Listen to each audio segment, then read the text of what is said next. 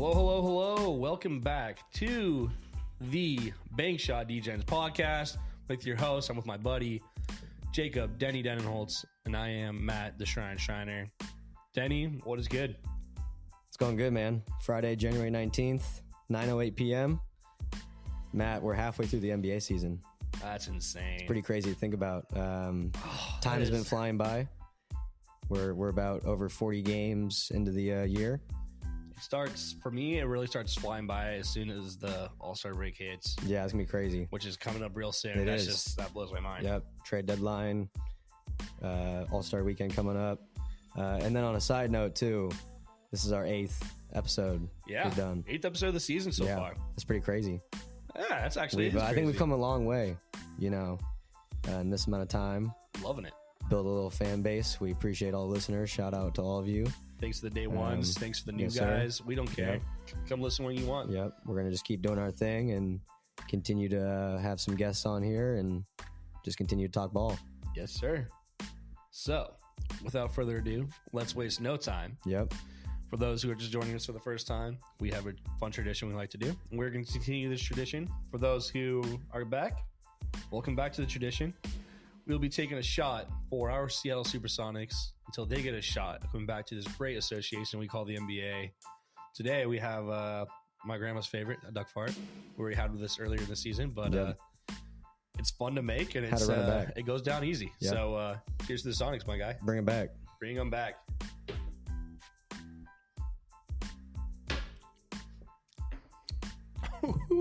There we go. That whiskey hits. We got a jam-packed episode today, Matt. Yes, we do, Denny. What do we got? We're going to start off with the usual, kind of going through our team updates, see where they're looking, halfway through the year. And there's a lot going on in the league right now. We're going to dive into the trade deadline that's approaching. And as I mentioned, we're halfway through the year. So we're going to go over what teams we think are looking really good right now in terms of playoff positioning and how their teams are playing halfway through the year. And then we're going to kind of do a mid-year check-in on end-of-the-year awards. Our first episode, we kind of did preseason predictions of all of our end-of-the-year awards, so we're going to go back and look at those. And then we're going to finish off looking at the final return of fan voting, which was released yesterday. Those rosters are going to be announced in a week. So it's a lot of exciting stuff. For me, looking at the Suns, they actually just got a win tonight. Nothing new under the sun. Nobody. It's fair to say it's nothing new, nothing under the sun, baby. Let's hear about your Suns. I'm excited to. They've been playing better. They just got a win tonight. Book actually dropped 52, dropped 25 in the first quarter. They're staying healthier. I looked up a stat and saw that the big three has only played 8 games together. They started off 0-3.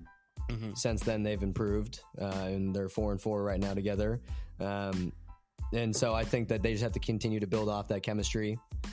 The key is that they got to stay healthy. I gotta tell you, I think there's a new big three. I'm just kidding. It's not actually. I still love Bradley Beal, but there's a guy who's surprising the shit out of me on that team. Nobody likes him, but he's balling. I cannot deny this man is balling. He's averaging a double-double. Is he actually? Yeah. Grayson out. Oh, we were thinking about different people. Who are you thinking of? I thought you were talking about Nurk. No, Nurk has been disappointing to me. He's gotten better. Yeah. But Grayson Allen had he had a 30-something point game. Yeah, 2 nights ago he's had 2 games this year with 9 threes. That's crazy. 2 nights ago he had 29 with it, and then a couple weeks ago he had 30 with 9 threes. Yeah, so that's actually so funny to think about different people. But I was like, there's no way this man's averaging a double-double. Yeah, no, if he was averaging a double-double, we'd be having a different conversation right now. Oh my gosh! But when he's feeling the three, he's a reliable catch and shoot guy. He's been scoring. He's been scoring good. Yeah. He's really shocked me. He's really stepped it up, especially for during these times when the big three weren't very healthy. Well, KD's always been healthy, but D-Book and Bradley Beal here and there. But yeah, it's actually been crazy to see it. I just weirdly looked up the game the other day this week. I was like, Grayson Allen with 34 points or something like that? Yeah, he's a couple games with nine threes. Yeah. I mean, but Nurk is I've given Nurk a lot of shit on this podcast early in the season. Yeah. but he's finally doing a little bit better. He's had some good games for him. Good. Yeah, I think he's figured it out. I think, I mean, that's just a completely new team over there, and so I think they're just continuing to figure things out. They've been playing a lot better basketball recently. 7 of their last 10. I think right now they are sitting in 8th, so they've climbed up the ladder a little bit. But we always talk about, the West is always so tight, and so everyone's about a game or two apart anyways. Yeah. But that's all I really got for the Suns. They've been playing better. I've been impressed. Book's locked in. Obviously, he had 52 tonight. My guy Katie's been doing his thing. Beal, when he is healthy, he's been playing well. So hopefully he keeps it up. KD having an underrated season, I gotta say, for what he's dealt with as being the only one healthy of those big three this entire season so far. Averaging 29. He's just doing his thing. And he hasn't averaged 30 since back in his OKC days. Since when him and Melo were going at it for the scoring title. That's KD crazy. Would drop like 50 one night. Melo would drop like 54 the other night. I know. That is crazy to think about. So it's good to see him that he's not slowing down. Yep. He's doing his own thing, but he's really going in quiet just because how the Suns had a bad start to the season. They're like 8th, 9th? They're 8th right now. They're 23 and 18. Yeah. But they've been playing better. 4-game win streak. 7-3 in their last 10. Yeah. Keep it going. All for it. Be interesting if we saw a Suns Thunder playoff series. Yeah. That would be very interesting. There's no doubt that you and I are going to be sitting there watching that game together. 100%. If that happens. Yeah. But how are the Thunder doing right now? They're chilling. They're chilling. Yeah. I'm thunderstruck right now. Yeah. They're great. They were on this roll the other week. Their only loss. Well, they had those 2 horrible losses. They were like on a roll, 7, 8, 9 game win streak, I forget. But then they just had 2 weird losses against the Hawks and the Nets after literally destroying the Nets 3 or 4 games before that. Just bad. And they're like, okay, just get back home and destroy again. They went on another hot streak. Went on another 4 or 5 game stretch. Then this week, they lost. They went to LA. It just looked like a completely different team. I don't even know what to tell you. I was literally so pissed off watching them. Obviously Cy was texting. Cy went to one of the games, went to the Lakers game. Yep. The first time they did back to back. So they played the Lakers and they played the Clippers the night after in the same stadium. Versus the Lakers game, didn't even look like the same team. They shot the worst I've ever seen them. Well, the worst this season by far. They shot like 20% from the 3-point line, and they had the most attempts I've ever seen in my life. They probably shot 50 or so threes, maybe a little bit over 40, and missed so many threes. And they were just digging them deeper in a hole, and it was just tough to see. It's always a tough game to watch. And they were trying to double team Shea every single moment he got. He still dropped 20 plus on them, which is he's averaging 31 points right now. He's a bucket. So, but he still got 20-something plus points, and Taurean Prince was on him. Taurean Prince played some great defense on him, and then 80 and just a big team did not just really kind of locked up Chet. Even though Chet only didn't have a lot of points, but he was really getting assists out there, and then he got 2 blocks on LeBron himself, so that's still pretty good. But J-Dubs has looked amazing. Even in those 2 losses, J-Dubs is still way up there with points, averaging, I think in his last 10 game stretch, he's averaging 21, 22 points and crazy amount, high rebounds, high assists. And this team is awesome to see. And then they figured their shit out again, played the Jazz last night, and back on track. But this 2 games in LA were just horrible. But the thing is, they were there. They almost won on both those games still. And they looked like the worst I've ever seen them. So that's what makes me not worried whatsoever with them right now, because they're a young team. Everybody will say it every week and every single week. They're a very young team. They're still figuring shit out. And they're going to have some lows. And unfortunately against 2 LA teams that have, it was against the struggling Lakers for a while. I mean, actually, I don't know if they won yet, but the Lakers are playing right now against Playing the Nets. They're down 10 by 10. 10 minutes left in the 4th. So, I don't understand how they can... I don't understand the Lakers, first of all. And I don't know how the Thunder could lose against the struggling Lakers who just lost to the Jazz the game before that, and then go into Utah and then beat the Jazz by 4 or 5 points. Not a crazy beat, but Lamar McKinnon come to the Thunder, please. I'll talk more about that in a different episode. But yeah, I'm excited for the Thunder team. I didn't realize they only have 13 losses. Yeah, only 13 they're losses. Second right now. They've been playing. They've been playing really well. They were tied for first for a while. Yeah, and then they lost. Obviously, those 4 games I told you about. Who do they play next? They play huge. They play game. Minnesota Timberwolves tomorrow night. Huge. 1 versus 2. And so, fun fact, just real quick, shout out to Chet Holmgren, my rookie of the year in this race. He actually got his jersey retired at his high school, which happens to be Minnesota, and they're playing Minnesota tomorrow night. So the entire squad, Minnehaha Academy, Him and Suggs. Minnesota, Minnehaha, Minneapolis, Minnesota. Him and Suggs went there together. Yeah, he got his jersey retired, and the whole entire Thunder squad showed up to the high school for his jersey retirement. It was actually so sick. Cheers, my boy Chet. Congratulations, Chet. It's a big time accomplishment. Yeah, so that was cool, and I really hope to see Jalen Suggs' number up there next to him, because Jalen Suggs was, just as great as Chet. That was such a fun duo to watch in high school, just seeing all those tapes and shit. Like, yeah. And it crazy sucks duo. They never got to play with each other at Gonzaga because they're both one and dones. Could you imagine? If they had played together at Gonzaga? Don't get me started on Gonzaga right now. They're on build chemistry. They're Gonzaga. They're on a downward not spiral doing right now. No. This is. I know we don't talk about college basketball much on here, but I mean it's all ball. It's all ball. Shout out to. I gotta give a quick shout out to my Cougs. Yes. I've been a Gonzaga fan and a Cougs fan my entire life. Never once did I ever think I would come to a moment where I'm watching Cougs basketball be better than Gonzaga basketball, and we are at this moment. Last week they went to USC and they beat Bronny and the USC and Collier, who was supposed to one of the best freshmen in the nation. Isaiah Collier. Yep, he's a Hoover. And they did it. They beat USC in front of LeBron. LeBron came to the game courtside in USC. Didn't he leave early too? Yep, I think he did leave early. Yeah, he was like, I'm done. Carry that to that same weekend. Number 8 ranked Arizona Wildcats come into Pullman, Washington.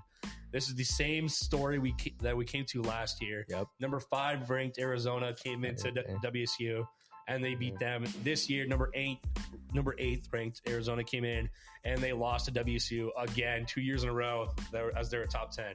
So shout out to my Cougs. They're doing great. Miles Rice had 35 and 8 last night against Stanford. Pac-12 freshman record. No, WSU freshman record. Yeah, I saw some other freshman stat. Isaac Jones been player of the month or player of the week by ESPN, a bunch of other places, ESPN, Pac-12, and a bunch of other places. So Oscar Clough. Been open. Yes. So you can never forget about Yaki too. I love Yaki, and I mean he does his thing. Yeah. As long as he's hitting shots. Quick shout out to they're not doing great, but shout out to my boy Ryan Rapp for getting some minutes out there in Hawaii. I'm excited to come see you in the Bay against UC Davis. We love you, Rappa. We love you, Ryan Rapp. You're the best. You're the homie. Yes, sir. Keep balling out there in the islands. Yeah. I can't wait to see you at UC Davis, my guy.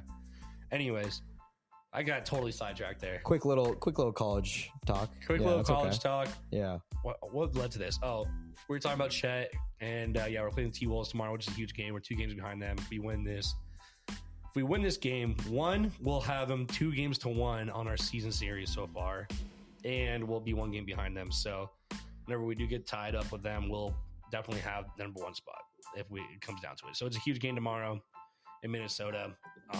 As long as they didn't play against the way they did against the Lakers, then I think they'll be just fine. So Lakers or Clippers, sorry, just LA, man. Yeah.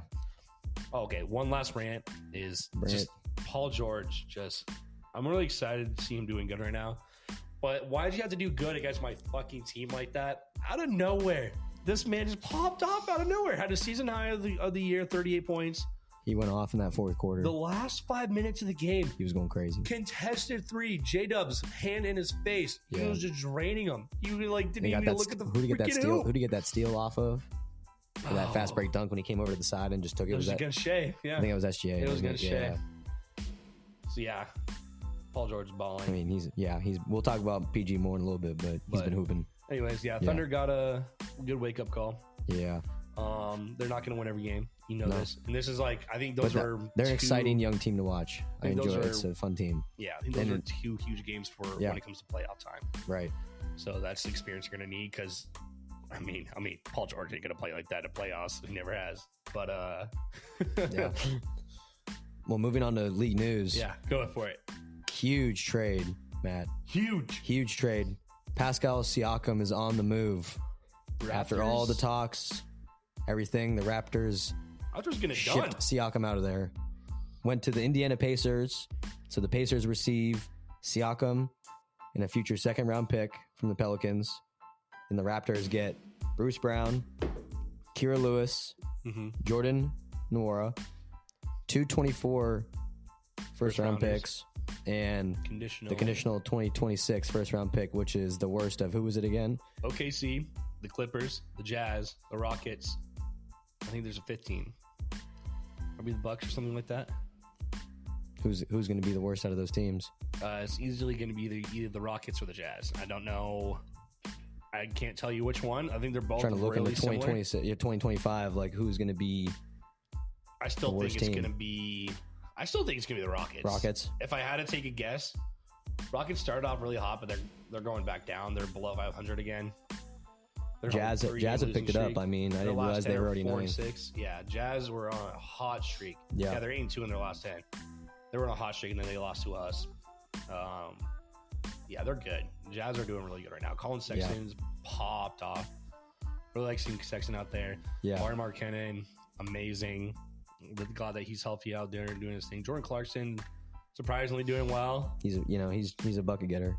I hate Jordan Clarkson, but I mean, it's just like weird. But yeah, he's a bucket getter. Love to see my boy Kelly Olynyk, Zag out there. He's getting some minutes off the bench. Yeah, sometimes starting in the center role as well. Yep. No, they're doing good out there. Yeah, but anyways, going back to the trade. So the Pacers get Siakam. Matt, we'll talk about both sides of the trade. Let's start with the Pacers. What are your thoughts on the Pacers getting Siakam? So now they're pairing him with Halliburton. Perfect. It gets Hallie even more help that he needed. Yep. A little bit. And it takes some pressure off some of those guys like, Miles Turner down low, and it's great. They're playing in their first game together right now. Siakam and Halliburton. Let's take a look. Score, they're down 8 with 1:20 left to the Blazers. Go Blazers. So I guess. Halliburton's got 19 and 15. Siakam's got 21 and 6. And this is Miles Turner's got 24 and 11. So like Buddy Hield's got 18, 6 and 7. Like these guys are playing well. It's just that Jeremy Grant and Malcolm Brogdon both have 30. Jeremy Grant's amazing. Jeremy Grant's a bucket. Wow, I forgot Brogdon's on the Blazers, honestly. Yeah. I mean, that guy, you can put Brogdon on any team.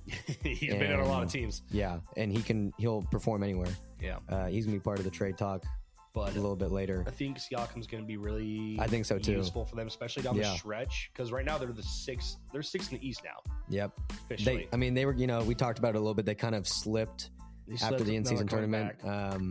Before, Siakam even pulled up. They've been playing a lot better. And Halliburton, I thought Halliburton was going to be out longer. I didn't realize he was going to come back at this point. So this is kind of perfect timing. He got injured after we recorded our last episode. Yeah. He went down with that hamstring strain grade. He did those splits. Whatever. Yeah, he dude. Did those splits. Yeah. That looked like that court was. Yeah, that court was fucked. Yeah. But I didn't expect him to come back this quick. Me neither. So a lot of talk about their trade was, Siakam filling in while Hallie's trying to get healthy. Right. Yeah. And I think it's going to help him in his recovery because you don't think. Hallie he has a good style right now, but you don't expect him to be balling like he was right before because that's and hurts. I think for Siakam too, gets him. He helped. He was a little bit of a playmaker over in Toronto, and he didn't necessarily have a playmaker like a point guard playmaker to kind of get him the ball where he wants it. Him and Scotty B handled the rock a lot, and now you're letting Siakam play more off ball, but he can still create his own shot and facilitate. I feel like he's gonna be a lot more effective. And I like the front court of him and Miles Turner. Yeah. Siakam's a good defender, lengthy, forward, and obviously you have a defensive anchor like Miles Turner down there. And you have Benedict Mathurin when he comes in too. Yep. And so I feel like I feel like Siakam's a great fit. And Siakam will be perfect for dishing dimes out. And then you have support from, Andrew Nembhard out there as well for the guard. Yep. So he can be a catch and shoot guy now. And Siakam was happy too because his contract expiring, so he wanted to go somewhere where he wanted to resign. Yeah. And so I think he's going to be. Some people think it could be a rental, but which would suck.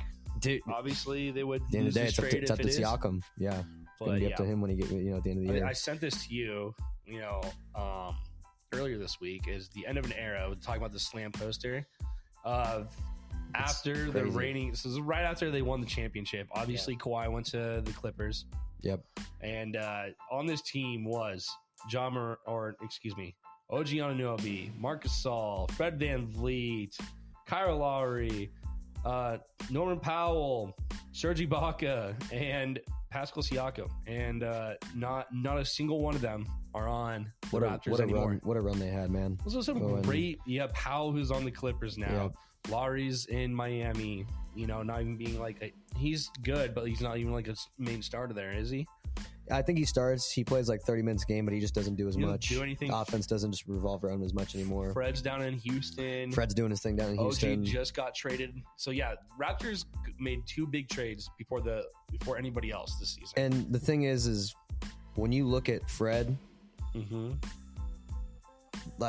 don't know, I feel like they could have at least tried to trade him last year, right, to get assets rather than letting him walk this year.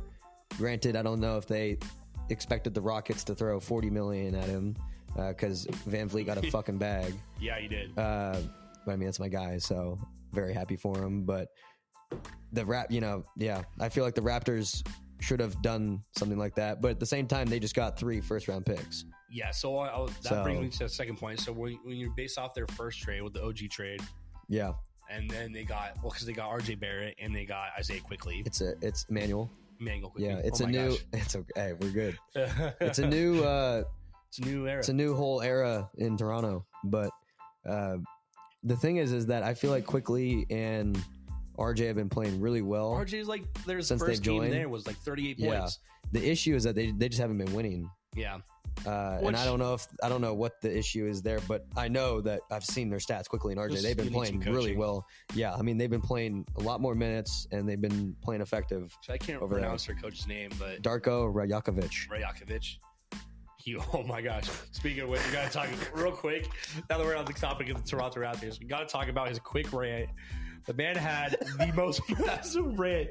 You didn't expect that, did you? Oh, man.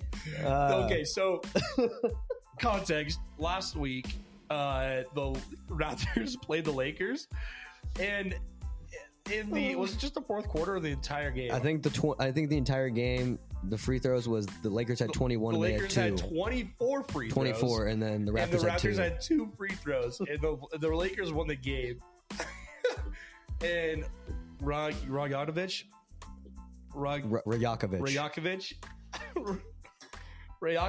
had the most crazy rant post game. It was awesome. It was great. That was awesome. But the man got fined $25,000 or some shit like that. I think one of the best parts is it's part of the rules. You can't keep playing the rest. When he yelled, "It's complete crap!" It's complete crap. And then he was like, he's like, were the Lakers supposed to win that game? Because if so, just tell us and we won't show up. This is what's the point? That dude had me cracking up, man. Scotty Barnes is going to be the face of this league. But yeah, speaking of which, kind of talking about the rest of that trade. Yep. Really helps out Scotty Barnes. Let's talk about the Raptors. Really helps out Scotty Barnes. I feel like he's going to skyrocket.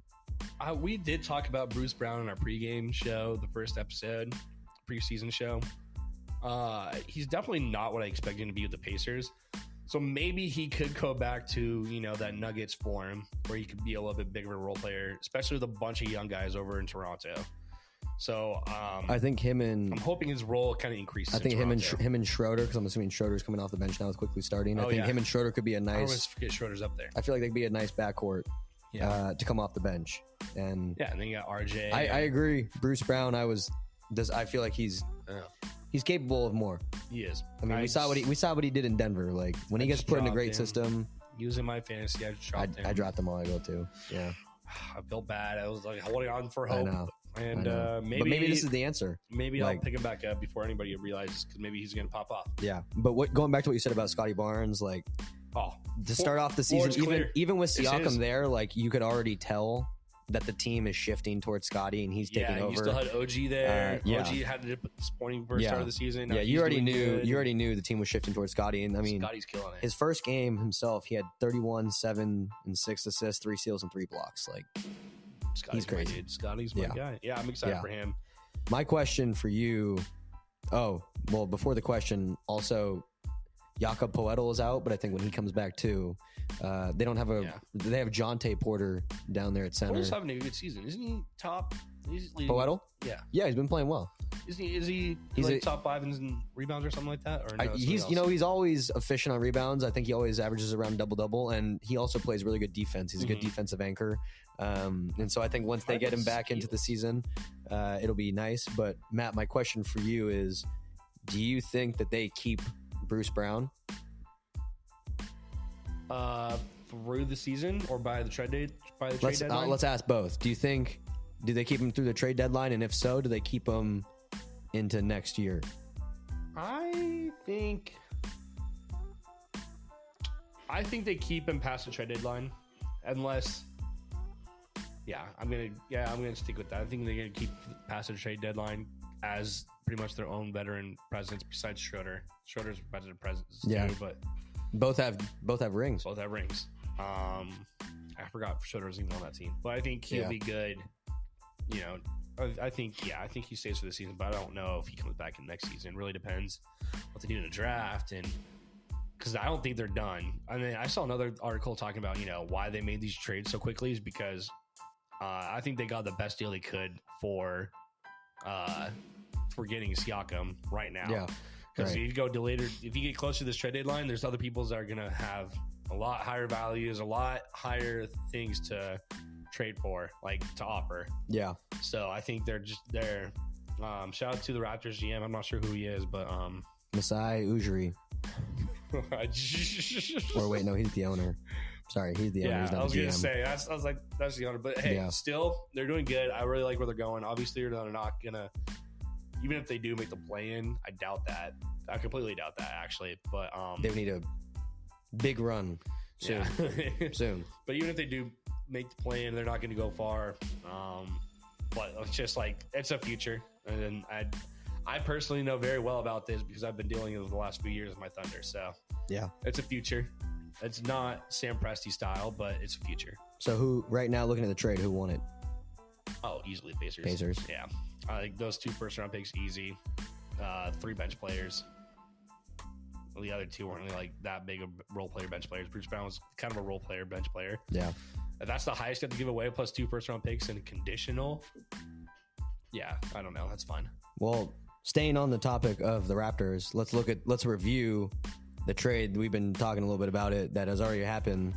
The OG trade. Let's look at it. Let's look at it from the Knicks side with OG. Matt, since he's gone there, they've been playing really good basketball. Yeah. They're 8. I mean, they've won 8 out of the last 10. I think he is fit perfectly into that system. He gives them, I've talked about it before, he gives them that effective catch and shoot option. They're 8-2 in their last 10. Yeah, while also bringing a perimeter defender out there to be the primary defender. They have guys down low. They've never necessarily had a guard out there who can lock down. He's a lengthy forward who can do that. He's 6th in defensive rating. And really? Yeah. And when I was looking at him, when I was kind of looking at his stats and everything and seeing that Tom Thibodeau's the coach, he reminds me of another Luol Deng. I hate Tom Thibodeau. Yeah, he reminds me of another Luol Deng. Mm-hmm. Wow, I forgot about Luol Deng. Yeah. Great defender. Yeah. Catch and shoot guy. You got a point. Yeah, and he's under Thibs. So that OG's been doing great. Knicks are what, 5th? Knicks are 5th. Yeah. And they're 8-2 in their last 10. So. And, the top 3 have had not great records in their last 10. You had the Celtics at 6-4, the Bucks at 5-5 the last 10, and Sixers 6-4, and then you have the Cavs and Knicks both at 8-2 in their last 10. Yeah. So they can easily make up ground right now, or they kind of have to if they're gonna, they're 5th, they're in the playoffs. So another question for the Raptors. February 19th, February 18th, I believe, is the All-Star break. Do you see them with their trades? They made this new kind of system. Do you see them being able to get some momentum going into the All-Star break? I don't think right away. Yeah. But maybe near the end, catch fire. Just something. Yeah, I think it's going to be something. I mean, like I said, RJ's been killing it. RJ's Him and Quickly found a been new playing light. well. Yeah. I already liked Quickly. Yeah. So talking about the OG trade, and you say who won. I'm still going to say the Raptors won that trade. I think I said that originally when we talked about it. Mm-hmm. I'm glad OG is balling over there, but the Knicks didn't necessarily need him. I feel like they're with the 30-point scorers Brunson's and killing it. Brunson and Randall Killing it. Who else? Oh, what's his name? White guy. Oh, Hartenstein, DiVincenzo. DiVincenzo's had a really good season. He's always a good role player. Yeah, I don't know why I couldn't think of DiVincenzo's knockdown 3-point shooter. Yeah, he's an effective player. He's had a good season so far. So I think the Knicks are just rolling really well. Nice. I didn't know Tom was their coach this year, actually. But, shout out to Tom. I mean, I used to hate Tom being the T-Wolves coach. Man. But, he is still around. Yeah. But shout out to Tom. He's doing good with his team. And but at the end of the day, I still think the Raptors won this trade. Yeah. Because RJ and Quickly will be great for the future. Even those two alone with Scotty Barnes can easily help them catch fire in this upcoming All-Star break. So yep. Well, as I mentioned earlier, February 8th at noon, 3 p.m. Eastern time will be the trade deadline. And so we'll make sure to get another pod going before that to talk more trades. Obviously, there's going to be a lot more happening at that point. Moving on to more league news, Matt, let's look at some teams that are just not having the greatest luck. Let's look over at Memphis. Memphis is in complete shambles. The last pod we had talked about, Ja was 9 games in, playing well. And since then? What has happened since then, Matt? Ja had season-ending surgery. Yep. So I think it was his shoulder. 9 games. Yep. 9 games. And he's out for the season. He was balling for those 9 games. Yeah, I think he was already averaging like 25. He was playing well, going back to normal Ja. We'll talk about it later, but he did get some. He was popular among fans. I'll say that to the least. Yeah. But just crazy. And then looking at other injuries now in Memphis, Desmond Bane is out for 6 weeks. Marcus Smart is out for 6 weeks. I mean, they're losing everyone on their team now, Everyone's Matt. dropping live. Yeah. On the fact they already had Steven Adams out for the beginning of the season. Yep. They had Brandon Clark out from the beginning of the season. So now they have 5 guys who are potentially starters. Oh, and the other thing we ranted about last time is that Bismack Biyombo was their leading rebounder on the team, and then they just cut him out of nowhere. Yeah, they wish they had Bismack Biyombo right now, don't they? Triple J still does not average more rebounds than what Biyombo did. Biyombo still at 6. Triple J has gone from 5.5 to 5.7. Wow. And so I just want to say now Triple J is their only big scorer. And now Triple J is their only big man down low. 30, he had 36 the other night. Yeah. Yeah. I mean, he's gonna have to. But then evolved the guy out of all this. So so one by one, 5s keep on dropping, and then out of nowhere, after the Desmond Bane news, they're like, we're done. Everybody was like, okay, these guys they're done for the season. Obviously not as bad as the Pistons, but pretty damn close. I mean, actually that's 15 wins, but and then the day after that, they go and play the Golden State Warriors. Yep.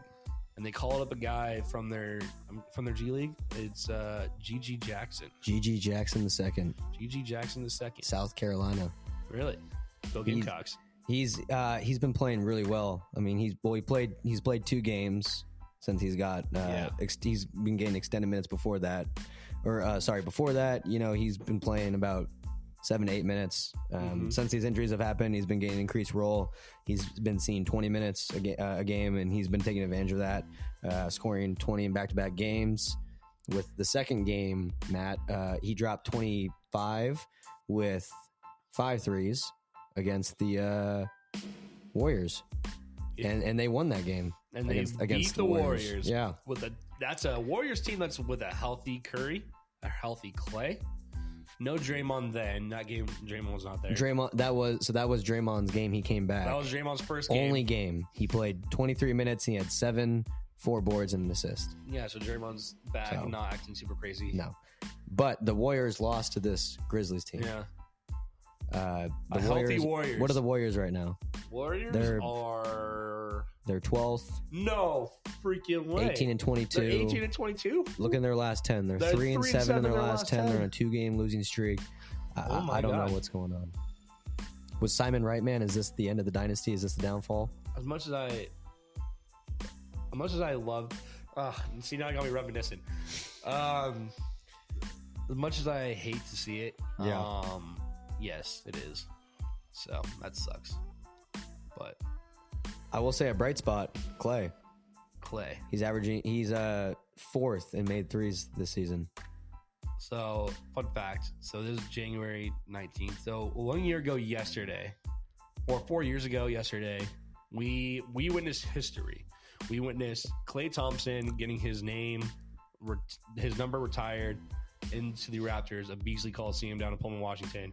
Shout out to Klay Thompson. Quick cheers to that. Clay, man. Go Cougs. Go Clay, man. And that was the 1 year the Warriors had that really downfall year.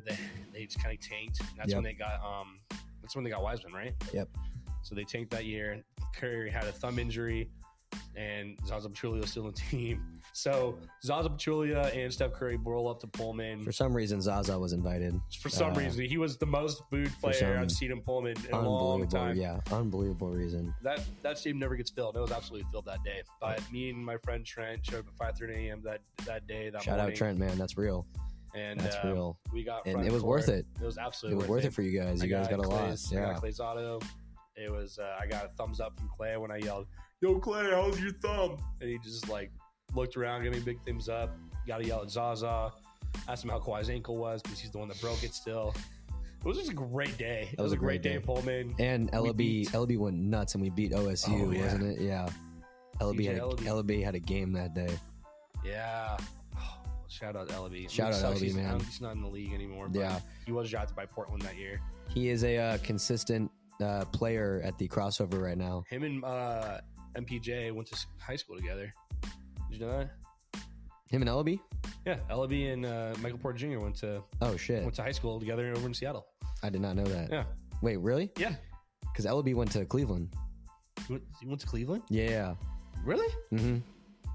I thought he was a Seattle guy.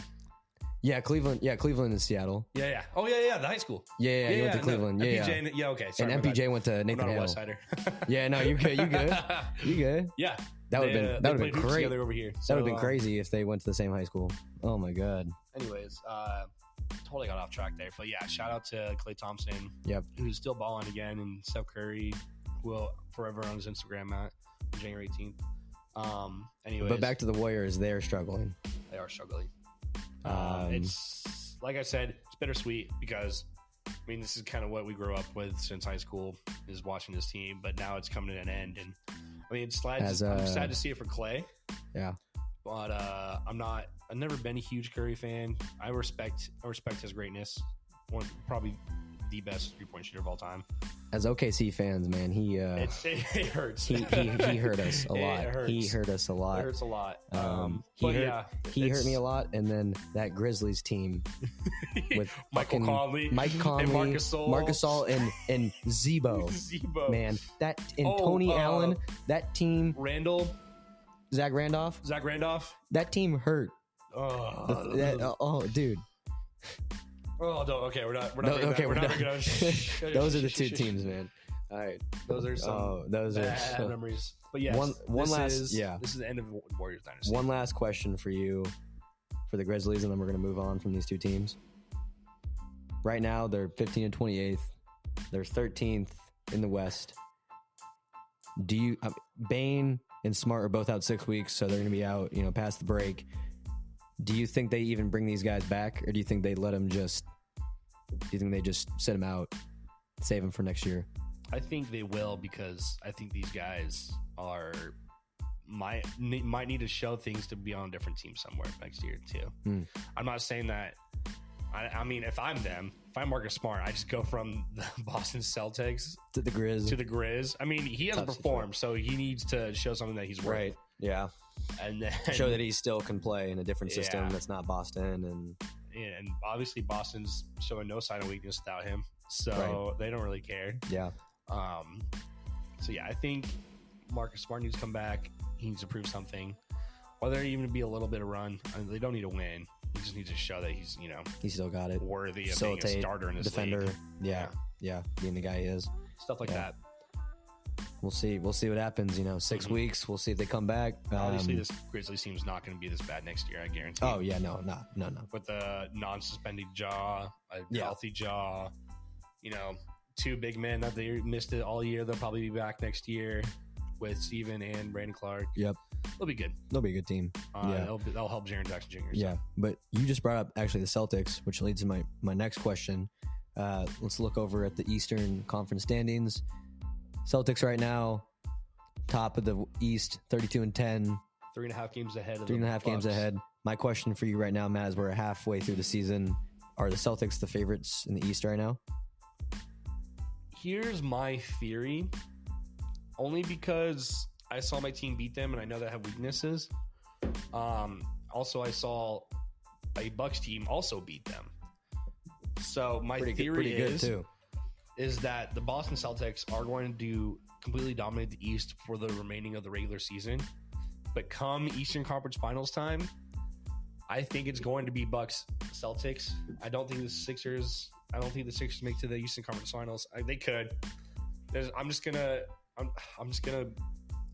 calling my shot. It's gonna be Bucks versus Celtics Eastern Conference Finals, and I think if it comes to a playoff situation like that the Bucks get their number. I don't think that. I could be completely wrong.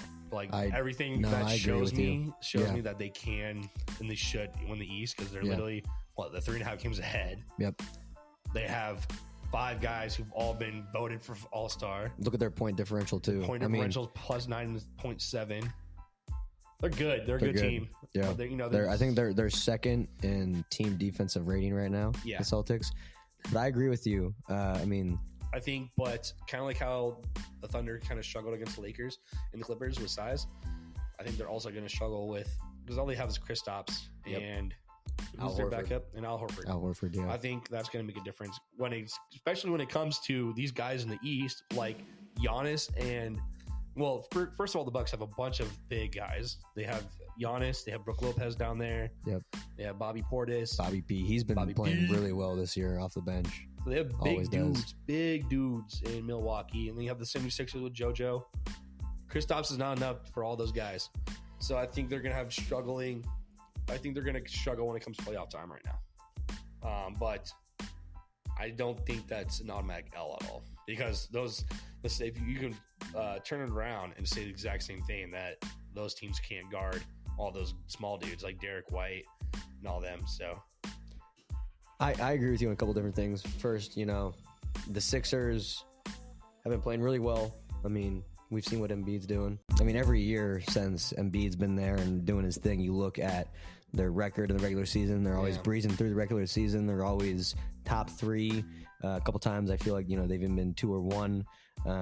And they're always killing it. And then once they get into the playoffs, it's either they get an upset, a disappointing first round exit to a team that they should not be losing to, or they're getting to the second round and then they're just playing against competition that's just better than them.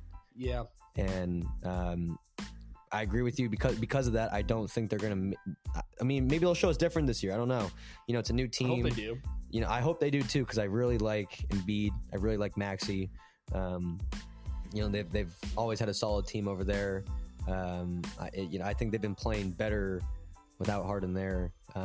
Things just didn't seem like they were best in that system with Harden. But looking at the Eastern Conference Finals, prediction-wise, I agree with you. I think it's going to be the top 2, the Celtics and the Bucks. And with the way the Bucks have been playing, we saw what they did against the Celtics recently in the regular season. They blew them out. Mm-hmm. With the way Giannis has been playing, and I feel like Dame is, we're halfway through the year, and I feel like Dame is still learning that offense, building that chemistry. I really do think that I could see the Bucks making it back to the finals. Yeah. And then you look at that core too. I mean, you look at other guys. Brook Lopez is a great defensive presence. Bobby P off the bench has been playing really well. Yep. Malik Beasley, who has the second highest 3-point percentage in the league right now. Mm-hmm. Just kind of a sidebar really quick. I didn't realize this. I just saw it. League leader in 3-point percentage, 48%, Grayson Allen. No way.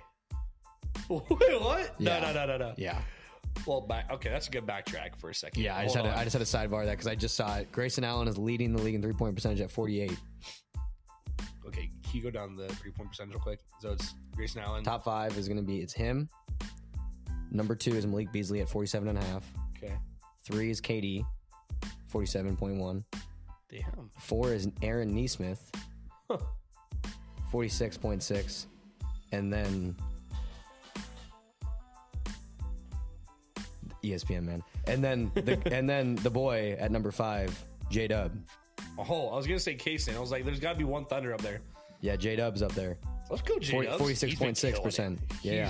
He's been such a great pull-up jumper. Yeah. All right. Well, back to the East. Back to it. So that's a great, and then having Malik Beasley on there shooting threes. They have a good deep team. Obviously, they have that championship experience. Dame's been being Dame.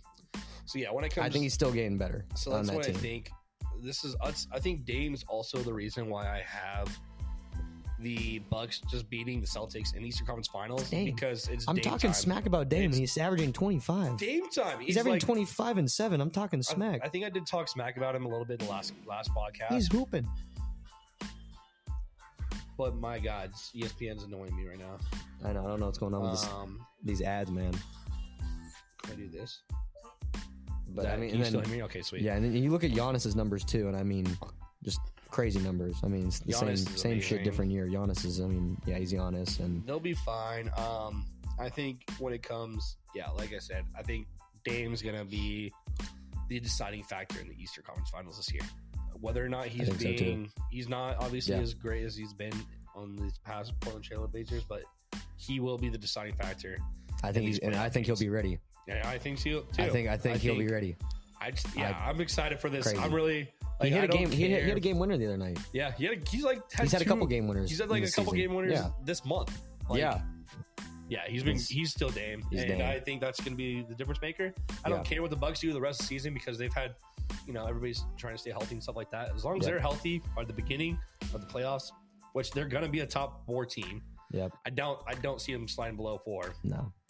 I think they're still going to be top 2 the rest of the season, but I think looking at the Celtics too, I think the X factor for them is going to be Kristaps. Which is so weird to think. Back up a little bit. Kristaps Porzingis used to be one of the top big men in this league. Yep. He had a very downward spiral with the Mavs, and now I don't even really know what happened in Dallas. He just nothing. I'm just really glad to see him actually doing good again, honestly. Did you think that him and Luka were going to go crazy, though? I thought that would have been great. Yeah. No, that was right on Luka's come up. Right, when he had I'll talk about probably a little bit early. Yeah. We'll get to Luka more in a little bit. Yeah.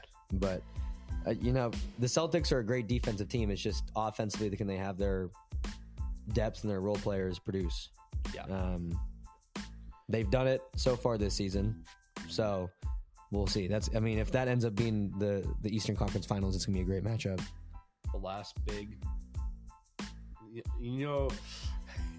kind of weird to think about that. So the last time when we saw Kristaps go to Dallas, who was supposed to be the big man that was supposed to be so great for the Celtics? And that who? Who was supposed to be like a great defensive presence for the Celtics? This is a while ago. I think this is before Kristaps got traded to the Mavericks, but basically the guy that they expected the guy that is that Kristaps is being right now is what they expected Gordon Hayward to be way back when.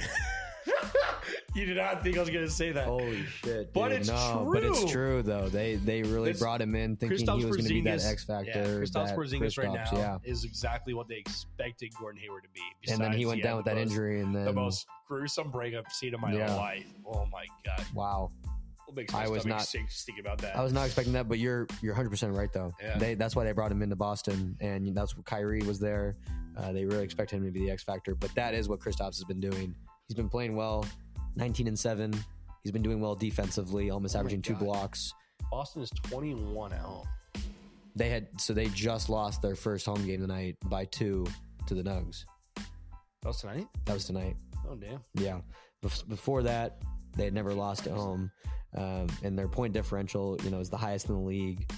Obviously, they have the highest net rating, second highest defensive rating. They're great. Second most block leader on the team is Derek White with 1.5. That blows my mind. Blows my mind.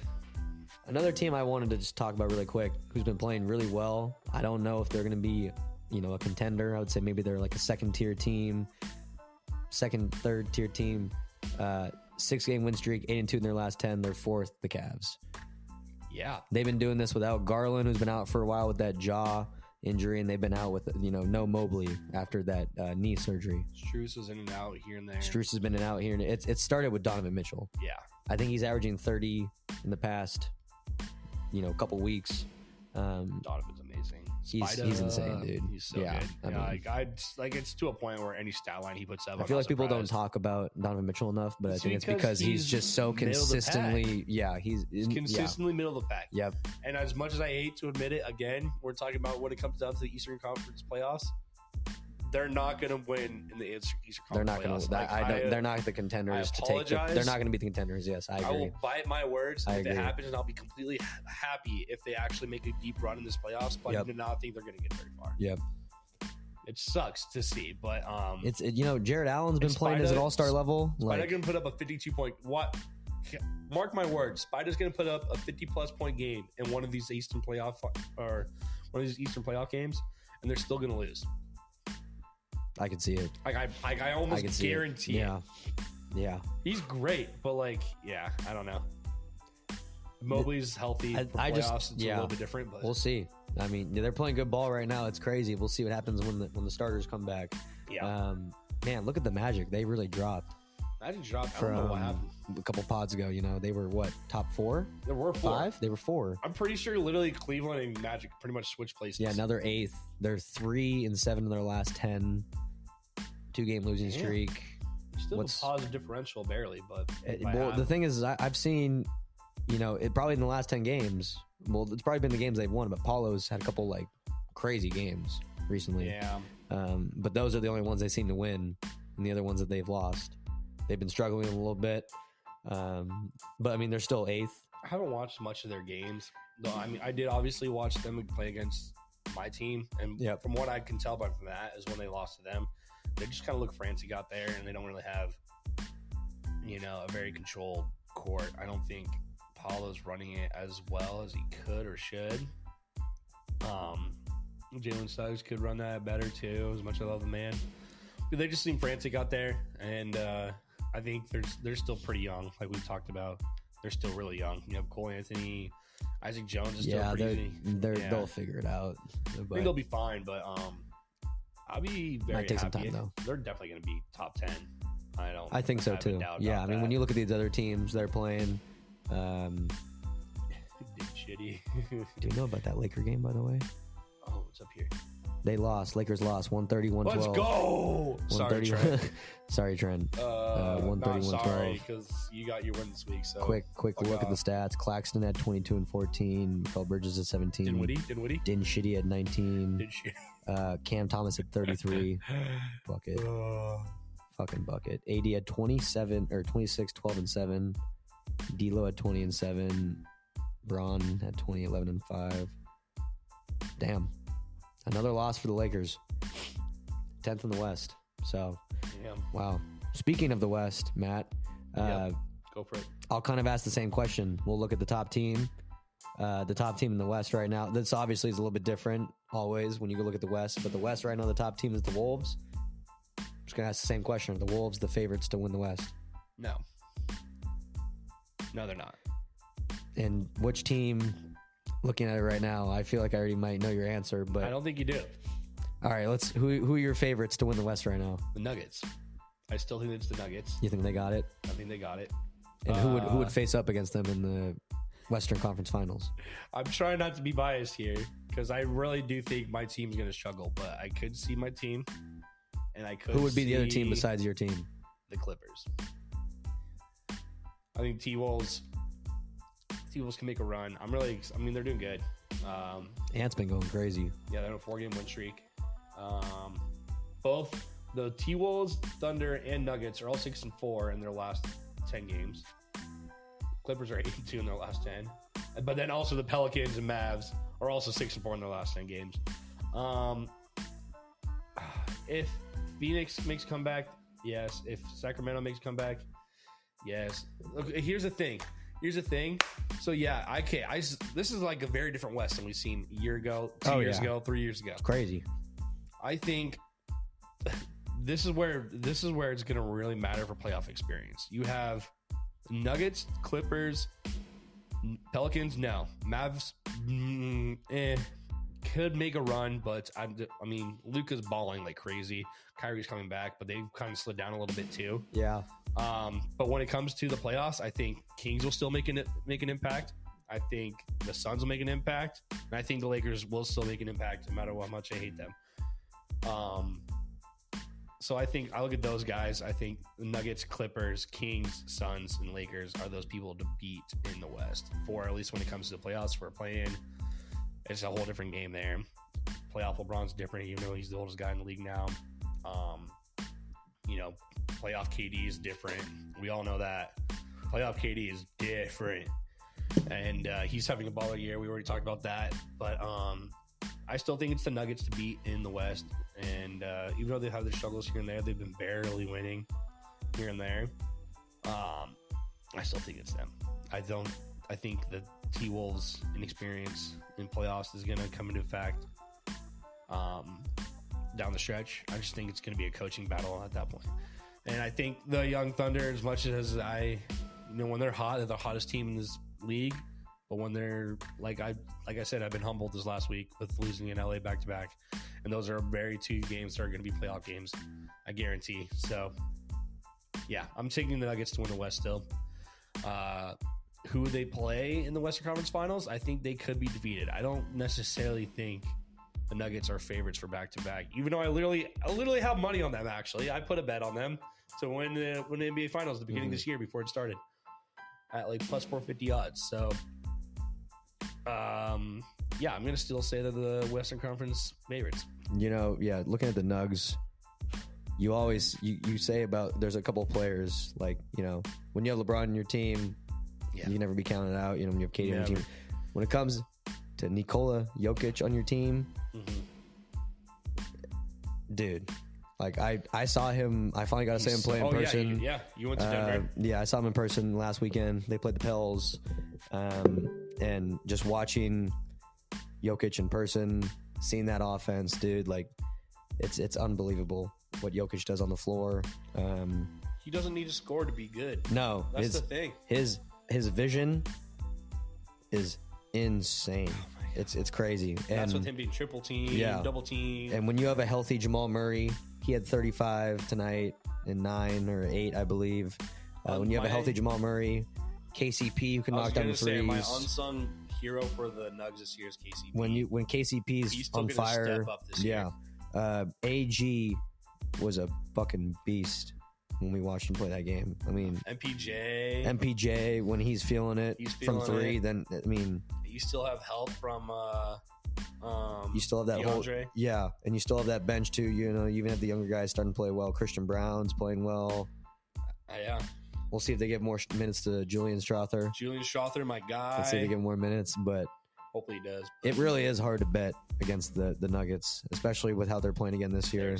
With how Jokic is playing. They're third right now. They're tied. Well, they're about tied, almost tied with the Thunder. Yeah. They're about 2 games back. They just have 2 more games played than the Thunder. The one team I just want to talk about besides that is just obviously the Clippers. It's been a continued topic for me, but I really just have been impressed as of late how they're playing. They've been playing really well. 8-2 in their last 10. I feel like I said the same thing the last pod. PG has really come alive these past couple weeks. He's been He's been on fire. Kawhi has been doing his thing, and I think James Harden has figured out how to play in LA. He's been playing very efficient, averaging almost 19. I think he's averaging 8 assists, and he's shooting 42% from three. Also, yeah. All right, that's crazy. I'm going to change my answer. Okay. Nuggets are the favorites to win the West, unless the Clippers are 1, completely healthy. That's a couple things. Yeah, they got to be healthy, and 2, Paul George actually shows up. Yeah, well, because we talked about Pandemic P. You've heard the memes. Pandemic P. He's historically not played great in the playoffs. And this is coming from where neither for the Thunder either. No, not at all. This man was 3rd in MVP voting that year. Fuck Joe Ingles. Don't get me started. I'm going to get fucking heated. But yeah, so that's 2 things. If the Clippers are completely healthy, meaning they have Harden, they've had Zubac out, which actually they've had oh my god, Mason Plumlee. I hate Plumlee, and I hate Dice as well. Plumlee played solid minutes for them in the playoffs last year too. Yeah, he played solid minutes in the playoffs last year too. Now they have Tice out there. And so Zubac's healthy, Kawhi's healthy, Harden's healthy, PG's healthy, Russ healthy. Come on, we already saw Russ actually do really good in the playoffs last year for the Clippers when they made the play-in. Almost beat the fucking Suns, man. Literally. Almost Russ beat the Suns. Balling. Russ, if Russ gets some good minutes off that bench, he's going to fucking ball. So that's the thing. You're going to have to... People need to treat Russ like he's a starter. Like, I'm sorry. He still is. He's still electric. I'll give more love to that guy more than anybody else in this world. Yeah. But he will perform in the playoffs. So be warned. That's what it is. That's the team I just keep looking at as the Clippers. I feel like things are really clicking. I don't want to count out my Suns. They're still figuring things out. The thing that I always look back to, even though the Kings didn't have a lot of experience, but the Warriors beat the Kings, even though it went to 7 games, even though the Kings were young. I look at the Suns could get some kind of matchup like that. I feel like I haven't talked about the Pels as much. Maybe they get matched up with the Pels. I don't know. They have some kind of matchup. I'm not giving as much love to the Pels as I should. They're 5th. They've been playing well. I mean, they're a game behind the Clippers. Oh no, excuse me. When Zion, so that was the other team. I mean, that was the team we watched play. They're 2.5 games behind the Clippers. But BI's been a bucket. When Zion's healthy and actually plays well, I mean, that team's good. You have CJ. Yeah. You have Jonas Valanciunas. It's a good team. Zion's. When Zion played well when we saw him play the other night, I feel like he's one, got to be healthy, and then 2, he's just got to be locked in. I feel like there's nights where he's maybe not as locked in. He's just, I don't know, he kind of looks lackadaisical out there. Or how did he say it? I can't remember how the fuck he said it. Lackadaisical or something like that. Yeah, no, that was... I forgot what the word is. I had to think throw you got it right. I said it right. Lackadaisical. Oh my god! Now lackadaisical. Now I'm turning into Zion, bro. Shit. But yeah, shout out to the Pels. I need more Utah. Shout out to the Pels. I haven't watched them enough / heard much about them, so that's why I haven't given them much love, because I don't think they're really talked about enough. Yeah, personally. So there's that, and then Mavs are up and down. They're great. I love Derek Lively. He's leading all rookies in rebounds, I think, now. So no, Wemby's still ahead of him. Then it's him. Yep. Then it's Chet. I love Derek Lively. Like I said, I still, as much as I love Case and Wallace, I would still rather have Derek Lively drafted to the Thunder, especially if you're watching those LA games. Oh my god! If we had Derek Lively, we could have won those games. Like, as much as I love Case and Wallace, who actually got some really clutch threes in those games, we need size so badly, dude. But the Mavs, I think if they get their, I think they could actually make a good playoff run. They'll make it tough, especially if Kyrie's Kyrie. Right. I mean, when Luka was out, Kyrie was going nuts. I think he had he had 30 plus games. I think he had a 42-point game, 7-7. I mean, it's Kyrie. Yeah. He's been there before. So we'll see. The thing with the West is, I mean, look how close this race is. Like, we could be in 2 weeks. This could completely flip, and we could see teams all over the place. You could see. I think. I don't even want to say it's set. I was gonna say everybody in the playing it up is. You think set, you think the top 10 is solid? You think it's gonna stay like that? I don't know. I think the Warriors could still catch. I mean, I still can never count the Warriors. You can never count the Warriors. You cannot count the Warriors, especially Draymond coming back. Yep, might be good again. You can never count them out. Yeah. So I don't know. I think there's a lot, and that's what I don't understand. The Trailblazers, man. Like you said tonight, they just won. Who they beat? They beat the new Pacers. They beat the new Pacers. Well, let me see. I'm actually pulling up the final score. Oh, wow. It ended up being a 3-point game. I'm just like, I love. But they beat the new Pacers. Jeremy Grant's so good. 37 tonight. Jeremy Grant was on. Ooh, that could be possible. Okay. A reunion? I doubt it, but I would love that. But I really like Jeremy Grant too. Jeremy Grant as a trade piece. I could see happening. Yeah. This year. Yeah. If the Blazers are serious about having a future. Yeah. More so. Well, Matt, we're halfway through the season. Like we were talking about before, we had some preseason predictions for our end of the year awards. Yep. Let's hear them. Let's go through them. So for MVP, you had Jokic. Yep. I had Giannis. We're halfway through the season, Matt. I'm going to pull up the odds. Do you think you would still have Jokic right now as your MVP? No, fuck. I'm gonna be biased. I don't care. No, my MVP is Shai Gilgeous-Alexander. And I'm gonna continue with that, even though I know he's not leading the popular vote, but I watch this guy every game, and I can genuinely say, I mean, I know Jokic does amazing things like we talked about, and I think he's great. He's won 2 MVPs already. We know what he's doing. But he also has a lot of help out there. We mentioned a lot about his team. Right. And SGA is completely leading this entire young dude's core, and it's absolutely insane. And he's just balling so well, dude. I don't even know how to. He's leading the league in 30-point games at 29, 30 different 30-point games. That's more than anybody else in the league. He's doing that. He's leading the league in steals over 2.8 steals per game or something like that. Pretty high up there. You know, he's doing better in rebounds. He's like 6+ rebounds averaging. He's averaging better in assists, also around 6, I'm guessing.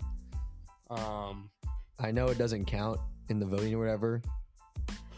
The way he's dropping the 30 points, the way he's scoring, the way he leads all guards in the paint. Yeah. Those fadeaway shots in the paint. Yeah, the post-ups. He's just like the way he's doing it is insane. He has 29. He got 29 games of 30+ this season. He doesn't need to shoot threes to score this high. He doesn't need. No. Just like so when Harden won his MVP a long time ago, that season he set the record for most made threes and most missed threes in the same season, and he became MVP. I mean, it was a great season. He was still averaging a shit ton, but he took so many field goals. Shai's doing this all while being efficient. And he's really leading this, and so that's why they have Shai still there. But he's averaging 31, 6 boards, 6 assists. Yeah. So at the end of the day, I still think it's Shai. And they're second in the West. Yeah, I still think it's Shai. So you would change to Shai. Yeah, I would not be mad if Jokic still won because I still like Jokic. Well, looking at the NBA, the key NBA rankings, we have Embiid still at 1. He's not going to have it, but he can only miss 6 more games. Yeah, that's for that reason and that reason alone. And I think he's gonna miss. I think he's gonna miss more than 6 games. I mean, he's already missed fucking whatever it's been. Which I'm very happy this is a rule for the fact that like you have it's a nice implementation of the rule. You have SGA just doing this night in, night out. Yep. And he deserves it. Yep. Oh no, he's continuing. Sorry. Continue. Sorry. Oh. Yeah. Anyways, well. Jojo. Well, JoJo's, he's going to get 6. He's going to be out 6 more games. So he's not going to win it. He's already out. Yep. The person I had was Giannis. He's currently 4th. He's averaging, 32, 12, and 7 right now in the last month. Love Giannis. Love Giannis. I'm trying to think of explanations, but fuck, man, I've kind of I said it last episode. I've kind of hopped on the SGA train, man. Like, he's great. I mean, it's crazy. I'm still standing up for Giannis. He's still one of the best players. Oh yeah, I mean, he's top 5 I'm player not saying anything against Giannis. Oh yeah, dude. Like, but I just don't think he's doing as much for his team as these other candidates. Dude, it's so much fun watching SGA. It's so much fun. He's a blast. He's crazy. Yeah. So I mean, I'm gonna keep mine. I'm gonna keep mine at Giannis. You'll change yours. I want SGA, and I think SGA deserves it. Okay. But I'm not mad if Jokic wins it. Okay. But I do want to give love to Luka Doncic. Yeah, I was gonna say he's number 5. Read a stat line. Well, he's averaging almost 34, 8 boards and 9 assists. I mean, he's almost averaging a triple double, and he's 5th in. He's second in 30-point games. And he's second in 30-point games at 28. Yeah, right behind SGA. He's almost averaging a triple-double. And so they were actually arguing this on NBA TNT pregame the other day. Mm-hmm. And I was like, oh, yeah. And then Shaq's the only one that took Shea, over Luka. I think he's got seven triple-doubles this year. Luka? Yeah. Yeah. He's got 63 in his career. It's Luka, bro. It's crazy. That's like, so I would not be headband mad. Luka. Headband Luka. He ain't gonna get it, but he deserves. God damn it, he might deserve it. He deserves some recognition, man. I am still gonna stick with SGA and Jokic, but if it wasn't SGA or Jokic, I would give it to Luka, and then Giannis would be my 5th. Yeah, or 4th, whatever that is. Yeah. Well, moving on to a very interesting, our next award, the Rookie of the Year award. We've mentioned it in a couple of podcasts. Matt picked Chet Holmgren. I picked Victor Wembanyama. Matt, we're going to start with you.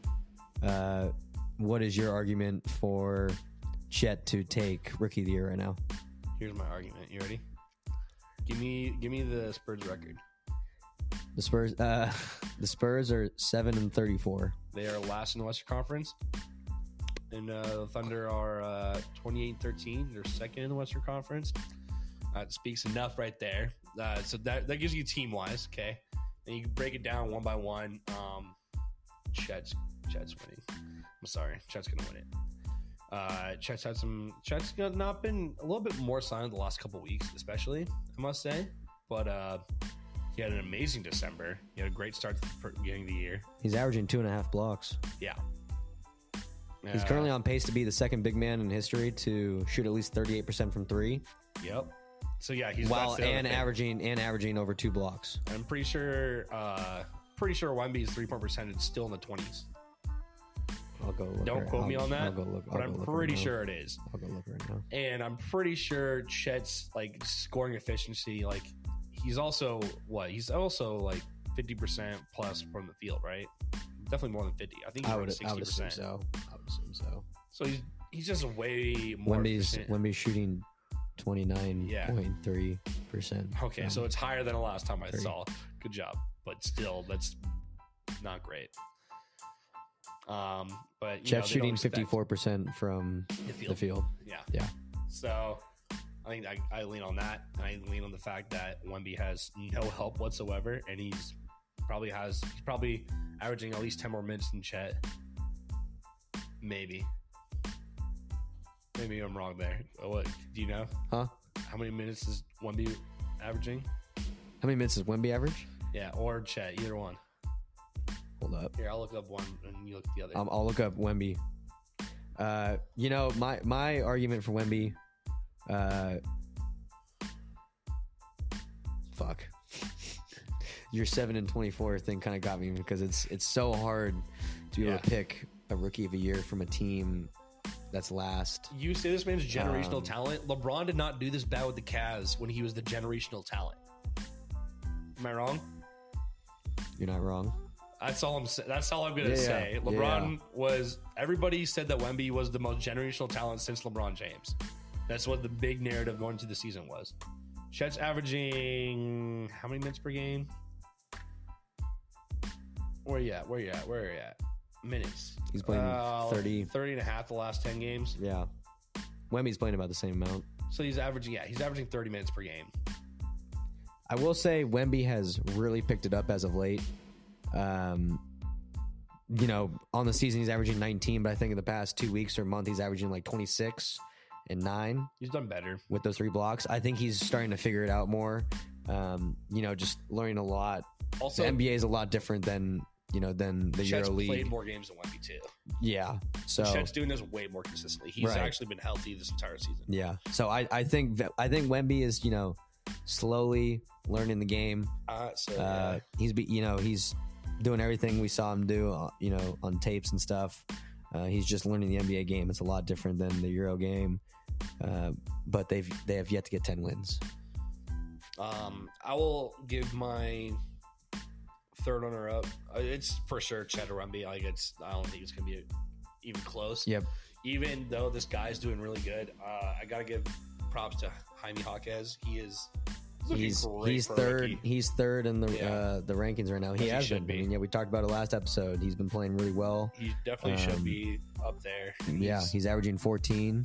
Respect. I hate the guy. He's UCLA Bruin, but he's been playing really well. Yeah, no, all respect to him. So yeah, and obviously, Rookie of the Year is one of the bigger things for me and Matt. So we're going to be, we'll keep looking at it. We'll be continually coming back to this. But going on to this next one, this one's kind of funny. Looking at the our 6th man of the year predictions preseason, Matt had Lauri Markkanen. Looking at it now, Matt, what are your thoughts with Lauri Markkanen being your 6th man of the year? He can't be a 6th man. He's a number 1 man. I mean, he's not MVP but anything, but he's easily. And I had Tyrese Maxey as my 6th man, and I had chosen this before Harden had gotten traded. Obviously, this was before the year started. So we're both looking like fools here. Maxey is obviously not the 6th man. He's starting and the number 2 option on the team. Thank you. Thank you, Joe, for giving me Tyrese Maxey in our Devin Vassell fan club league, by the way. Thanks, Joe. Thank you, Joe. Appreciate it. Matt, halfway through the year now, then different names. Who is your favorite for 6th man? I think there's still bias here just because I feel like there's still a lot of 6th mans out there. I can't pin down who would win it, but I'm going to say Russell Westbrook. Yep. Especially for the fact that he voluntarily put himself on the bench kind of deal. He's balling.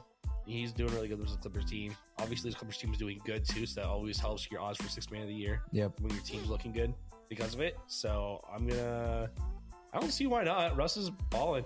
Russ 6th man of the year. I'm gonna speak it into existence. I mean, you can never vote out Russ, right? No. You can never vote him out. That's just a weird. I never thought, 4 to 5 years ago today, I'm like, oh, yeah, Russ is a 6th man of the year now. Yeah. Person who I now picked, I've been watching him a lot this year. I've really enjoyed how he's been playing. I think he's been playing really well. Malik Monk. The biggest thing I've noticed with him is his playmaking ability. He's increased his assists by about 3 from last year to this year. Yeah. And I've watched a pretty good amount of Kings games, and I mean, he's just done really well facilitating off the bench. He's really good at creating his own shot, getting to the rack, having the defense collapse, finding the open man. He's really developed a good 2-man game with Sabonis. Yeah. And so I've been really, I've been impressed with Malik Monk. He's been doing a great job. I also just think he's a hooper. So shout out to Joe for also giving me Malik Monk in that same trade of the Devin Vassell That's fan right. club. That's right. So that's what I'm going to go with. I would not be mad if Malik Monk won it too. Yeah. I just would want. I just wanted to see the Kings do a little bit better than they are right now because they're. I get that. They're 7th. They're 7th. Yeah. They're playing right now. Right. So pick it up a little bit. If they pick it up, let's go. Yeah, they're 4-6 in the last 10. Damn, they're on a 4-game losing streak with my boy Sabonis, bro. Pick it up. You said Sabonis is in MVP ladder too, right? Sabonis is an MVP ladder. He's number 7th on the ladder. Hey, he's top 10 on the ladder. I'll take it, man.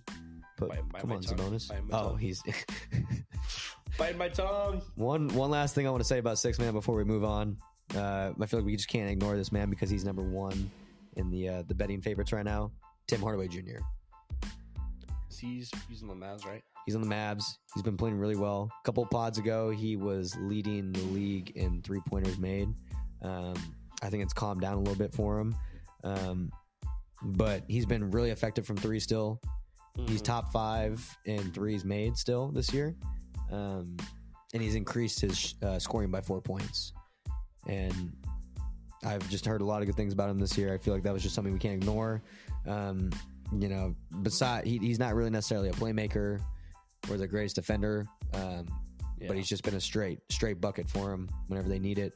He's had some big games. Yeah, that's fair. A lot of threes. So that was just someone that I wanted to shout out. I know someone that you want to shout out. He's number 5 on the list, Mathurin. Benedict Mathurin. Yep. Yeah, I like Benedict. He's a second-year guy, right? Third-year guy. Third-year guy. Yeah. I like Benedict Mathurin. I think third year. I think he's great when Miles Turner is not on the court. Mm-hmm. So I think it just gives him balance on the Pacers team. Yep. And I think he'll be better once with Siakam there. Siakam does nothing but help the Pacers. We already talked about that, but yep. Yeah. Honestly, if any of those guys won, I would not be mad. I'm trying to think of another. Those are all guys in the West.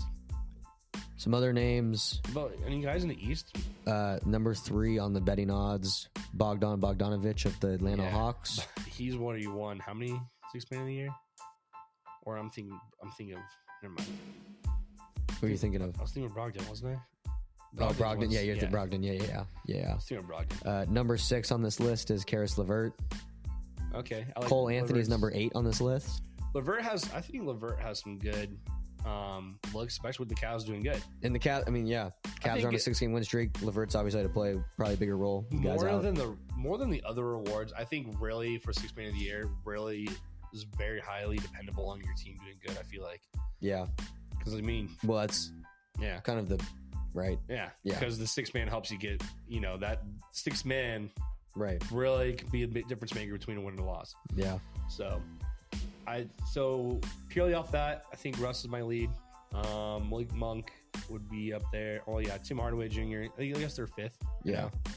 So I'll give them to that. Yeah. Or 6. They're 6. Man, we really were not hitting with our preseason predictions, Matt, because going on to the next one for DPOY, we both had a Triple J. He was the favorite among. Let's just be honest. No one expected him to be having the season he's having.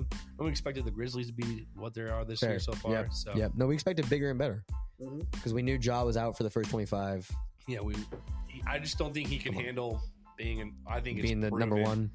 He had a 30-point game tonight, being the number 1. Yeah, but he needs help. He's 9th on the list right now for DPOY. He needs help. He can't be you can't run the whole thing. Who would be your new DPOY? I couldn't tell you. I'd probably. I'll go through. Let me go through the betting favorites right now. I think off the dome, I'd put somebody off the T-Wolves. I know they're one of the number 1 defensive ranking teams in the NBA right now. So whether that goes to Rudy Gobert, who's been Defensive Player of the Year at least once or twice before. So already. He's number 1. Yeah, he's minus 230. I don't know much about stats wise to. Second on there, plus 800. Chet Holmgren. Really? I guess he's a blocking machine. Third is AD. 4 is OG. 5 is Bam. 6 is Derek White. 7 Embiid. Chet's number 2 for Defensive Player of the Year? Chet's number 2 for Defensive Player of the Year. Damn. For the betting favorites right now. Yep. Plus 800. I'll take it. Fuck, I feel like that just adds even more to your Rookie of the Year talk, man. Is Wemby on here? Wait, hold up. Is Wemby not on there? Wemby's down there. Wemby's 11th. Shea is 12th.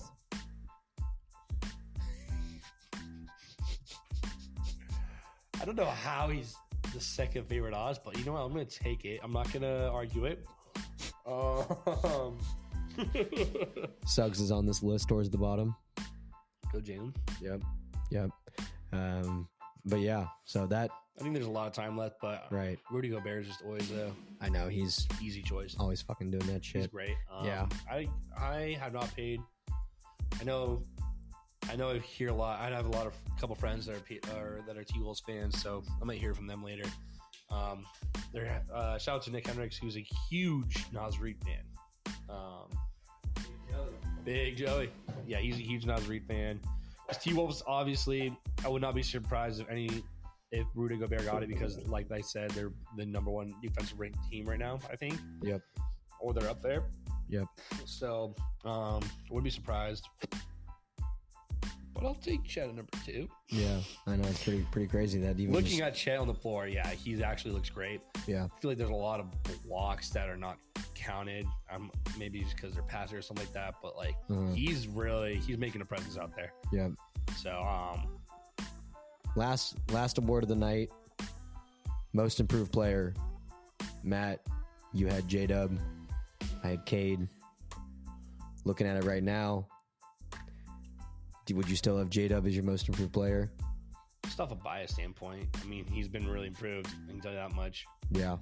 But I feel like I can't put a pin on who comes to my mind. Jalen Brunson, maybe.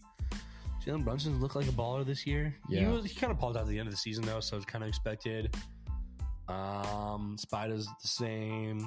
I don't think any of them. Tyrese Maxey, maybe. So Maxey's currently the favorite odds right now. I would take Maxey. Yeah, it's Maxey. So I had Cade Cunningham, and I just want to go take a look at his stats really quick. I mean, Cade Cunningham's not bad. It just had really, really, really shitty team. He's averaging 22, shooting 45% from the field, 34 from 3, 7 assists, 4 boards. Mm-hmm. And I think you're right. He's just probably not even looked at because he's playing on the Pistons. So he's not going to get that. So Maxey's the favorite, and then it goes Sengun. Oh yeah, I'd put him up there. Scotty B, Kobe White, Halliburton, Jalen Johnson, who I want to talk about a little bit more, and then J-Dub. I'm glad J-Dub is up there. Actually, I didn't. Yeah. Especially talking about lately, like J-Dub's in the last 11, 12 games, he's averaging over 20 points. He's gotten a couple double-doubles, and he's you said he's 5th in the league in three-point percentage right now, too? Yep. So, he's balling. Yep. Even when Shea's doing it all, J-Dub's right there with him. Those two are the most reliable things in my pocket right now when it comes to the Thunder, if I see them down anyway. So yeah. And I just want to talk a little bit more about Jalen Johnson of the Atlanta Hawks. Go. Send it. This dude has been playing lights out, crazy basketball for the Atlanta Hawks this year. He's starting. His Hawks kind of suck right now too, though. Right. Yeah. I know they need to pick it up. But I've seen some crazy stat lines from him. I mean, compared to what he was doing last year, he's improved his scoring by at least 10 right now. He's averaging 15, 8, and 4 with a couple blocks and a steal. Yeah. He has really stepped it up for the Hawks. Obviously, the Hawks need to kind of figure it out. There's a lot of rumors right now with DeJounte possibly being on the market. And he responded by having back-to-back game winners these past 2 nights. Yeah. But I've been really impressed with Jalen Johnson. Looking at this list as well, you got Scotty B. We've talked about Scotty B. Now he's going to even have more. Deservedly so. Yeah, he's going to have more opportunity. Sengun, I mean, I've been impressed with Sengun since last year. Yeah. He's been a really good center for Houston. Kobe White has really taken over this year. Halliburton, obviously we know. But, I mean, going back to this young core of OKC, man, J-Dub really has been having a great year over in OKC. I love getting a text every week from our boy Sai. Yep. It's like J-Dub. That's Dude, it. I mean, that's it. And I just look. I mean, that's like, you already know. Balling. Like, absolute. J-Dub's been hooping. Yeah. Yeah, he's great. Yeah. Very happy with him. Yeah. But I could see every single ever guy above him that could go. Crazy to think that we're already. I'm saying it again, but I can't believe we're halfway through the season. I can't believe we're doing these mid-season check-ins right now. I know. It's crazy. So we'll definitely do another check-in on our end of the year awards before we get into that time of the year. Moving on to another segment here. Yesterday, Thursday, January 18th, was the third and final return of fan votes. Next Thursday will be the starters released for the All-Stars. Matt, let's take a look at these. Let's take a look at these voting. Let's take a look at the West first. Let's look at the front court. Sabonis has cracked the top 10. Finally, my goodness. About time. I know. Put some respect on his name. We got LeBron, Jokic, KD, AD, Kawhi, Sengun, PG, Wemby, Chet, Sabonis. What do you think of these 10 up here? Is anyone missing? Front court? Yep. In the East? Or West? West? Yep. Nothing on the top of my head. You think of anybody that I can't think of? KD's in there. Honestly, Rudy. I'm trying to look at the teams right now and see like who. Rudy or Cat. Well, at least one of them. With the way they've been playing, they're the best team in the West. Yeah. I think that's a little unfair to say that neither of them are in there. Is PG up there? Yeah, PG and Kawhi are up there. Because, okay. No Zion. I'm not going to go to the guards yet, but front court, yeah, I think you can't not say that the T-Wolves are the number one defensive team in the league right now and not mention either one of their big men. I think it'd be Cat, if anything. Cat. Because of his offensive stats. Cat's offensive ability. I mean, there's games where Gobert will put up, 8. Yeah. He gets 15 boards and 3 blocks, but then you have Cat who's getting like 26, 12, and 5 and a couple steals and a block or whatever it is. So Cat would be the one that should be up there on that front court, if anything. Looking at this top 10, or looking at the rankings, seeing Minnesota at 1. I'd put Cat over Sengun, Victor, and Chet. Oh no. No, yeah, I would. But I wouldn't put him over Sabonis. I think Sabonis needs to be. I think Sabonis needs to be 4th. I think he's better than Anthony Davis this year. Better than Kawhi Leonard. He's better than. He's a triple double machine. Still bothers me. Triple double machine. I guess Paul George is small forward. I get that, but that he's in the front court, not the back court. Yeah, I still think he's a backcourt guy. But well, let's go on to the backcourt. Go ahead. Yeah. So, I mean, we have Luka, who we both agree is rightfully so. He's getting some popularity. Yep. Steph is there. SGA, Harden, Kyrie, and De'Aaron Fox. Whoa. Number 8, Ja Morant. Even before this guy was out for the season, he played 9 games? Yeah. He's 8th in All-Star voting.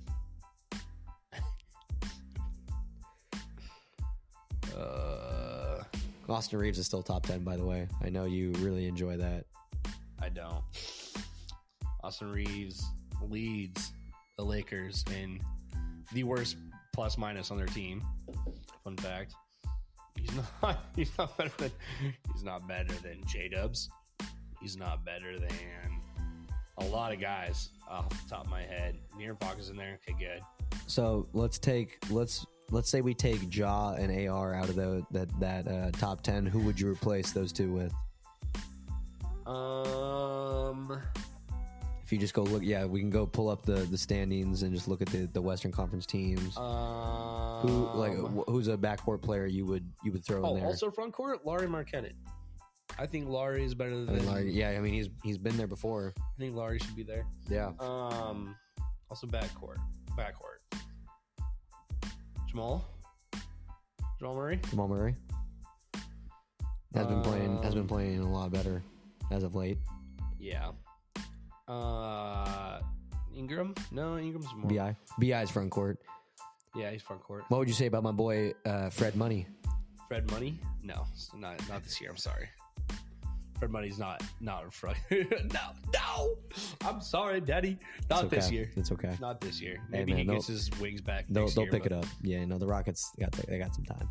It's okay. They'll pick it up. Other than that, honestly, maybe D-Book. I think Book was up there. I think he was 9th. De'Aaron Fox is in there. Yeah, De'Aaron was there. Blanket. Maybe keep it as is. I'd say J-Dubs. Yeah. Honestly. Throw J-Dubs in there. I'd throw J-Dubs in there. He's doing great. Yeah. I would put J-Dubs at 10. Take y'all out. Well, 1 week. Kyrie's one ranked week really until, high. I think J-Dubs is playing better than Kyrie. J-Dubs has been playing better than Kyrie. Kyrie's been hurt a lot too. So it's like De'Aaron deserves higher. D-Book's in there. Yep. Obviously Beal not playing enough for that either. Yeah. looking over at let's go over to the East really quick. We got Giannis at 1, Embiid at 2, Tatum at 3. I think that this looks pretty good. I love that Paulo is there at 8 as well. Kristaps at 6. I think we kind of talked about Kristaps being that X factor. But it's funny to see that we have Tatum, Brown, and Kristaps in the top 6 for voting. I obviously think Tatum always deserves that. There's always that talk with Jaylen Brown about not having a left hand, but he's been playing really well this year. I just find it interesting that Kristaps is also up there as the 6th. But thinking of other players who should be up there, I'm not necessarily sure of. And the other players I think of, they're still up there. Bam, Paulo, Julius Randle. Looking at this list, Matt, what do you think of the Celtics having 3, 5, and 6 in the voting? I don't think Jaylen Brown's a front court. I'll say it again and again. I see Jason Tatum, I guess, even though he runs the court like a point guard sometimes. But yes, they're the best league. They have the best record in the league, which deserves recognition. I get that. Yeah. Do I think? I don't know. Do you think Jared Allen should be up there from the Cavs? Jared Allen. Yeah. Oh, wait. Where's he at? He's not. Jared Allen's not up there. I would put him over. And so I was saying, if you think he should be up there, he's been playing a lot better as of late. The past 2 weeks. I talked about it a little bit earlier. I think he's been playing like his all-star self. Bam's in there. Kristaps has done good this year. He deserves there. Paulo, I think, kind of deserves it. Happy to see Paulo up there. You know who's not up there? Miles Turner. I'm not sure how well he's done this year, but I think he's a great option up there. Yeah. No, Nikola Vucevic. I was gonna say Vucevic. I was trying to make sure I got the right V. I almost said Valanciunas, but Vucevic. No, you got it. He's averaging. He's been great. He's averaging 17 and 10. He's got the Bulls kind of back. 3.5 assists. Bulls are climbing a little bit. Yeah. So I think he deserves a little more credit. We got all the guys in the. Yeah, I guess I can't really see that many other people. Yeah. Muhammad Gay, why isn't he up there? Gosh. Hey, he'll be up there one day. 10-time All-Star. 10-time All-Star Muhammad Gay. You all heard it here first, man. Y'all heard it here first. Okay. Every team's gonna be calling for Mo Gay in a couple of years. You know what the most exciting thing about this front court is, in my opinion? Is that there's no more Wizards on there anymore. Totally forgot Kuz was on there. No more Kuzma. Totally forgot Kuz was on there. Well, suck. I think people realize that Kuz should not be on there. So pretty sure Kuzma has the worst plus minus in the league right now. Respect to Kuz, but nope, no respect to Kuz. You're on a tough team. I had my Kuzma rant a different episode. Yeah, but I don't hate the front court. Gail Bridges kind of shocks me coming in 10th. Jared Allen would be the one I was talking about, and Miles Turner maybe. Yeah, the only two I can really think of. I would like to see Jared Allen in there. Yeah, those are the only two I can think of that would have a chance to make this over like Mikal Bridges. Yeah. Looking at the guards, we got Halliburton at 1. Hallie should be no surprise there, right? I feel like he's definitely a fan favorite for what he's been doing. Trey, Dame, Donovan, Maxey, Brunson, Derek White still up there. Derek White, yeah. LaMelo, Drew Holiday. So the whole starting 5 is still there for Boston. Yeah. And DeMar DeRozan. Oh wow! He just snuck in. He wasn't in there before, was he? I don't think he was. I don't think he was. What are your thoughts? What are your thoughts on these 10? Is anyone missing? Off my dome, I don't know why LaMelo's in there. Maybe do we maybe throw DeJounte Murray in there? DeJounte. Where you got his counterpart. Trey's up there. Trey's second. That's actually crazy. Yeah. Dame's a little high. Maxi being, I think Dame's a little bit high with Maxi being fifth and Donovan being fourth. Jalen deserves it. I would shit on Derek White, but he's doing a lot better than I thought. Actually, He's been playing better. Been a lot better than I thought. Yeah. I don't think Drew Holiday should be in there still. He's great. He's great fifth option. Mm-hmm. I understand that. He's definitely helping them win games, but I don't think he's better than. Let's go back to the standings. Let me go through here. Who would you throw in? We got them. We got Maxi. We got Brunson. Tyler Hero. I was about to say, would you throw Tyler Hero in there? I know he's not played. He was kind of unhealthy at the very beginning, but he's been still balling ever since he got back. I put Tyler Hero in there. So that'd be 3 Miami Heat for them. Magic. Hero's averaging 22.5 right now, shooting 40 from 3. Yeah, I would 6 boards, 4 assists. I put Hero over Drew Holiday. Yeah. Hallie's already for the Pacers. Yeah, Drew Holiday right now is averaging 13, 6 boards, 4.5 assists. Well, I would say Kate Cunningham, but it's kind of really it's the odds are not in his favor, which it sucks. But no, they're not. I want to put Scotty technically front court would be. Scotty B, yeah, would be front court. Okay, so not Scotty, but I don't know. I think that's not horrible. Otherwise, yeah, I just swap Drew Holiday out for like Tyler Hero probably. Crazy to think that next week the rosters the starters are going to be released. Yeah, I'm excited to go back to this classic East versus West. Same, yeah, exactly. It's going to be. That's how it should always be. Yeah, it's the traditional. Wonder what the jerseys are going to look like this year. Oh yeah, yeah. Red versus blue. I'm guessing again. Probably, maybe. Oh, in some sort of fashion. But yeah, we'll definitely cook up some special podcast for All-Star Weekend. Yeah, we will. We might have a guest or so. Yeah, we've had a lot of people ask to be guests. I know. We gotta start. We will start getting all the guests going. Be patient. Trent keeps on bugging me. He wants to be on here really bad. Yeah. We'll get him going. We got people. Yeah.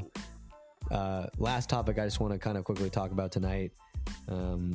Just watching all this ball recently, something I've noticed. Just seeing players who have really elevated their game this year. You look at guys like Paulo, Brunson, Ant, Halliburton. And then I think about all those guys. They all played for Team USA FIBA last year. Yeah. I think the impact of playing for Team USA basketball is just not being talked about enough. I think a couple different things. I think, being able to learn from multiple different coaches that are not even your own coaches. So you're starting to learn different perspectives, being able to take that all in. They're great coaches, being able to get their insight, I think is a great opportunity, which 11 players were on that roster last year. So 11 players were able to get that experience, being able to play overseas. We saw watching FIBA last year, watching the Team USA, how good teams are overseas. But that's also because our FIBA team was not what it probably should have been. You know who is underappreciated? Yeah. Was FIBA Team Canada, who got third. They had some good players. But that was a good team. Yeah. Just saying. And look at how RJ's playing right now. RJ's killing it. Look how SGA is playing right now. Jamal Murray on that team. I mean, look how Lou Dort's playing right now. Lou Dort. Yeah. SGA.